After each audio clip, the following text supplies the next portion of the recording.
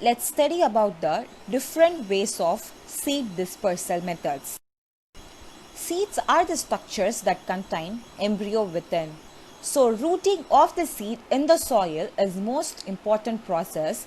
It leads to germination and then to the mature plant. How are the seeds get fixed in the soil? Do they always get rooted near their parent plant or do they disperse over different places? Here, both the cases happens, but dispersing to the different location is necessary. That's why we say thanks to seed dispersal method. The process by which seeds are dispersed in various places by different agents are called seed dispersal. The different agents of seed dispersal are wind, water, explosion and birds. Let's study each agent one by one. The first agent we are going to look at is wind dispersal. The example I have shown here is dandelion seeds floats away in the wind. To make sure at least some of the seeds land in suitable growing place, the plant has to produce lots of seeds. Have you ever blown on a dandelion head and watched the seeds float away? This is wind dispersal.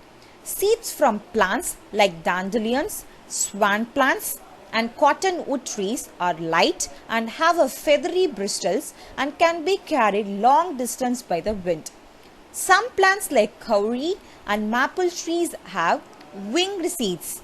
They don't float away but flutters to the ground. With wind dispersal, the seeds are simply blown about and land in all kinds of places.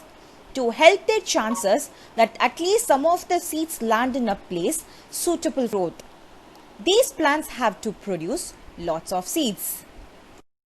Next type is water dispersal. Many plants have seeds that use water as a means of dispersal. The seeds float away from the parent plant. If a mangrove seed falls during a low tide, it can begin to root in the soil. If the seeds fall in the water, they are carried away by the tide to grow somewhere else. Kawaii trees also uses water dispersal. They have hard shell coat that allows them to float down streams and rivers. This is one of the reasons kawaii trees are commonly found on stream banks. Next type is explosions. This method of seed dispersal is not quite as exciting as it may sound. Some plants like peas, cores and flakes have seed pods that dry out once the seeds are ripe. When dry, the pods split open and the seeds scatter. If you're lucky on a hot summer day, when you walk by a grouse bush, you will hear the grouse seed pops popping open. These types are water, wind and explosion or abiotic type. Let's look at biotic type. Biotic is nothing but dispersal happened by a living thing. In the biotic thing, we're gonna look at animal dispersal. The example I have shown here is a keruru feeding on karaka berry. The keruru is important in the seed dispersal of large native berries in forest ecosystems. Keruru are the only birds left. All others are now extinct, big enough to swallow the large fruits of the karaka tree. Over 70% of the plants in our woody forest in New Zealand have fleshy fruits that is eaten by the birds.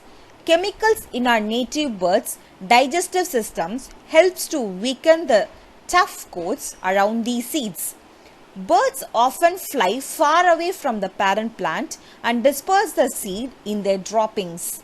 The keruru, tua and bellbird plays an important role in seed dispersal.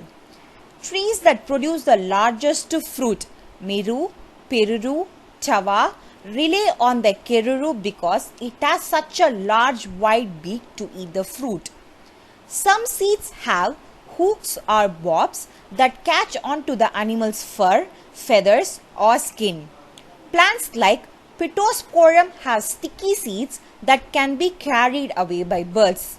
Humans can also spread seeds if they get stuck to our clothes or shoes, and if we throw fruits, pips and stones out of the car window. What happens if the plant makes seeds that grow into a new plant, but if the seeds just fall to the ground under the parent plant, what happens? They might not get enough sun, water or nutrients from the soil, because plants cannot walk around and take their seeds to another place. They have developed other methods to dispersal. This is why the seed dispersal method is very helpful.